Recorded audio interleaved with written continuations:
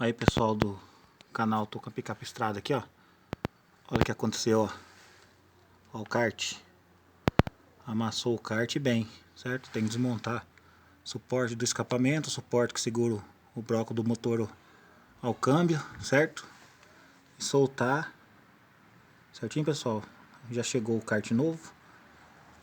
Vou tirar aqui, ver se não aconteceu mais algum dano. Certinho, pessoal?